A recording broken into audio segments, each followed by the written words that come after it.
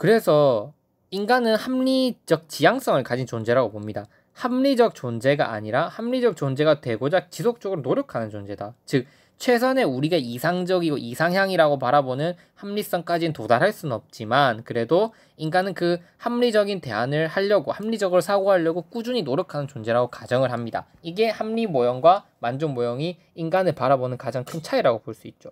두 번째, 우리 환경은 복잡한 환경 구조를 가지고 있다. 우리의 주변 환경은 환경 세계는 이 복잡하긴 하지만 하나의 체계이기 때문에 인간의 합리성으로 그 체계를 분석해낼 수 있다. 이때 합리성은 제한된 합리성입니다. 물론 우리가 놓여진 환경이 엄청 복잡하고 우리가 이제 매우 불안전하게 할 수는 있겠지만 그래도 인간이 어느 정도 인간이 가지고 있는 제한된 합리성을 바탕으로 그 체계를 분석해 나갈 수 있다는 거예요. 왜냐하면 복잡하긴 하지만 일정한 체계를 이루고 있기 때문이라고 보는 거죠.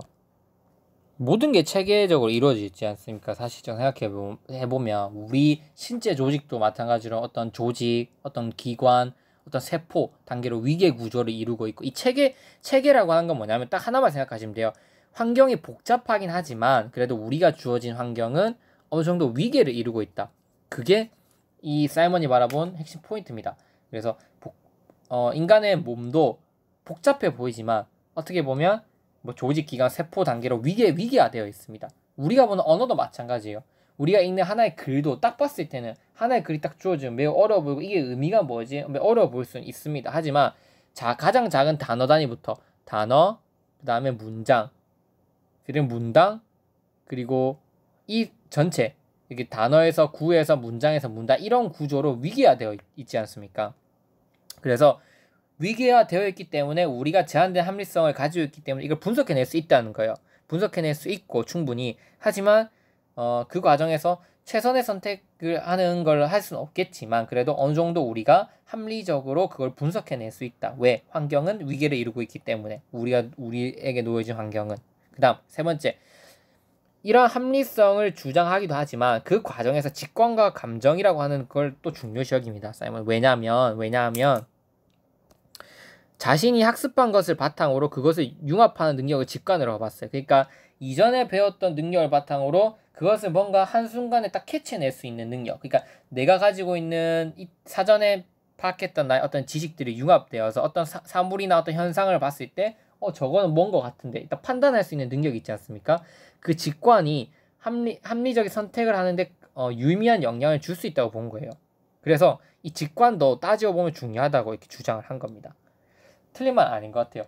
우리가 공부를 하다 보면 국어 공부를 하고 수학 공부를 하다 보면 그 분야에 대해서 어느 정도 이제 그 수준이 높은 지적 능력에 도달하게 되는 것도 맞지만 그게 어느 정도 내 머릿속에 뭔가 정착이 되면서 어떤 사회를 바라볼 때 나의 인식과 눈이 좀 더 트인다고 해야 되나 그런 영향에 작용하게 되는 거죠.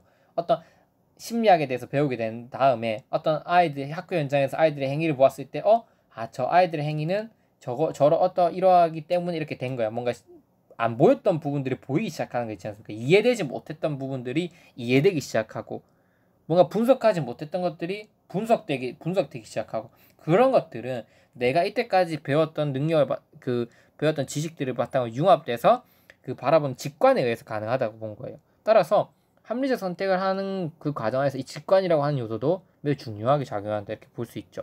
그 다음에 특정한 대상에 관심을 기울이는 것은 감정이라고 봤다. 죄송합니다. 감정입니다. 이 감정은 또 왜 중요하냐면 감정은 내가 어떠한 대상에 관심을 기울일지를 결정하는 가장 큰 요인이에요. 내가 어떤 감정을 가지고 있느냐에 따라서 어떤 부분에 관심을 기울일지가 정해진다는 거예요. 따라서 이 관심도 그 제한적 합리성을 바탕으로 뭔가 탐구해 나갈 때 중요한 요소로 작용할 수밖에 없다는 거죠. 마지막으로 이러한 합리지향성, 복잡한 환경 구조, 그다음 직관과 감정에 따라서 결국 제한된 합리성에 따라서 어떠한 절차에 의해서 인간은 선택을 하게 되냐. 그러니까 합리 모형 같은 경우에는 6가지 절차에 따라서 무언가 선택을 해 나간다는 건데 만족 모형은 3가지 절차를 제시합니다. 단순 탐색을 하는 규칙을 바탕으로 뭔가 대안을 탐색해 나가고 그 다음에 단순 중지 규칙 그리고 단순 결정 규칙을 통해서 절차적 합리성을 구축해 나간다. 이렇게 볼 수 있습니다. 따라서 시험에 나올 수 있는 부분은 솔직히 시험에 나올 수 있는 부분은 인간은 합리적 지향성, 합리적 존재가 되고 싶어하는 존재 이런 부분과 뭐 이런 부분들 나올 수 있겠죠.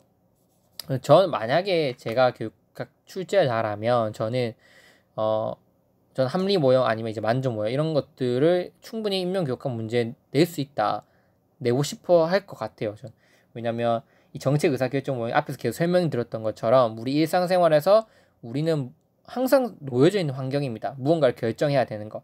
교사로서 다른 교사와 어떤 선택을 한다든지 아니면 학생들도 학생들과 가정 안에서 의사결정을 한다든지 우리 의사결정 과정 안에서 이 정책을 결정해 나가는 거, 의사를 결정해 나가는 거는 우리 사회 살아가는 환경에서 끊임없이 놓여 있는 거죠. 따라서 일상과 떼어야 뗄 수 없기 때문에 충분히 나올 수 있는 부분이라고 볼 수 있죠. 그럼 하나하나 세부적으로 조금 살펴보도록 하겠습니다. 일단 인간은 합리적 지향성을 가지고 있다. 합리적 존재, 그 자체로 합리적 존재가 아니라 합리적이려고 노력하는 합리지향적 존재라고 주장했습니다. 다만 제한된 범위 안에서만 합리성을 지향한다는 것이다. 인간의 행동은 목적지향적이지만 인간의 인지구조와 당면한 환경의 복잡성 간의 상호작용 때문에 목표를 이루는데 종종 실패할 수밖에 없다. 이렇게 보는 거죠. 계속 강조하지만 인간이 만족 모형은 인간이라는 걸 어떠한 규정으로 놓고 들어간다.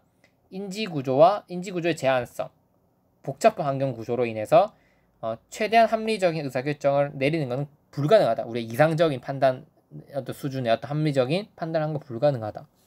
이렇게 가정을 하고 들어간다는 거죠.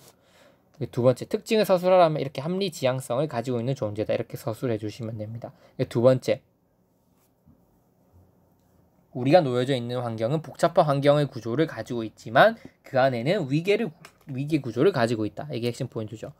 합리적 행동은 인간의 인지구조 환경의 복잡성 관계 속에서 형성된다. 계속 양날의 가위라 그랬잖아요. 그래서 이 인지구조랑 환경 복잡성 안에서 유의미한 결과를 찾아 나가는 게 합리적 행동이다. 인간의 정보 처리 능력이나 계산 능력이 제한되어 있다 하더라도 합리적 행동을 할 수 있는 가능성이나 희망이 없는 것은 아니다. 환경은 복잡하지만 그 나름대로 위계 구조를 가지고 있기 때문이다. 이 사이먼에게 환경 세계는 체계다. 이렇게 주장을 했습니다. 사이먼. 체계는 통합적인 방식으로 상호작용하는 구성요소들의 집합체를 의미한다. 그리고 체계는 일반적으로 위계 구조를 가지고 있다. 위계 구조는 상호 연관된 하위 체계로 구성되는 하나의 체계를 의미한다. 이러한 위계 구조 안에서 하위 체계들 사이의 상호작용과 각각의 하위 체계 안에서의 상호작용을 구분할 수 있고 위계 구조와 분해 가능성으로 인해 환경의 요소화가 가능하다. 이 요소화란 복잡한 현실을 독립적인 부분으로 쪼개는 것이다. 즉, 매우 어려운 말이 나열되어 있습니다. 이 하나하나 문장을 제가 여러분한테 의미하고 해석하라고 하고 싶지 않습니다. 그렇게 하고 싶은 분들은 탐구하시는 걸 좋아하고 저와 같은 속성을 가지신 분들은 이 문장 하나를 분석하시고 뭔가 여기에 대해서 의미하는 게 뭐지? 이렇게 공부를 하셔도 되지만 결국 제가 강조드리고 싶은 거는 환경 세계는 체계적으로 이루어져 있고 이 체계라고 하는 거는 위계 구조를 가지고 있다는 걸 의미하는 거다. 그래서 이 환경이 위계 구조를 가지고 있다면 우리가 이 환경을 어느 정도 논리적으로 분석해낼 수 있다. 그 요소화시킬 수 있다는 거죠. 독립적인 부분도 쪼갤 수 있다. 그러면 독립적인 부분들을 쪼개게 됐을 때 우리는 합리적 선택을 어느 정도 할 수 있다. 이 정도만 이해하고 이 정도만 서술하실 수 있게 준비해 놓으시면 된다는 거예요. 그 이상은 하실 필요가 없어요. 하실 필요가 없고 그런 관점이 어떻게 나오게 됐는지 보여주려고 저는 좀 더 깊게 들어가는 겁니다. 항상 제 교육학 강의는 이해를 바탕으로 하는 게 원칙입니다. 근데 그 이해가 어떤 과정과 절차를 거쳐서 그렇게 나오게 되었는지 여러분께 보여드리기 위해서 어느 정도는 좀 깊게 가거나 아니면 좀 쓸데없는 내용이 담겨 있다고 볼 수도 있어요. 그 쓸데없는 내용들을 저는 모두 다 이해하고 암기하라고 하고자 그 부분들을 탑재한 게 아니라 그 내용들을 바탕으로 핵심이라고 하는 게 왜 나왔는지 그거를 보는 시야를 가지길 저는 바라는 겁니다. 만족 모형도 제가 말씀드린 것처럼 이 많은 내용들 중에서 결국 인간은 이성적으로 뭔가 불완전한 존재고 환경은 복잡하기 때문에 인간은 최선의 선택을 할 수 없고 자기가 주어진 환경 속에서 어느 정도의 만족된 선택을 할 수밖에 없는 의사결정 과정을 거친다. 그게 핵심 포인트예요. 그걸 드리기 위해서 이런 걸 가져온 거예요. 그래서 먼저 이해를 하시고 접근을 하시면 교육학이 재미없는 분야가 아니라 뭔가 인간의 어떤 심리와 인간의 현상 작용들을 다루기 때문에 재밌고 뭔가 나도 그런 거 맞는 거 같네 이렇게 할 수 있는 이제 눈을 가지게 될 수 있을 거라고 저는 믿습니다. 어쨌든 이전 복잡한 환경 구조를 가지고 있다 이 정도만 파악하시고 넘어가시면 됩니다.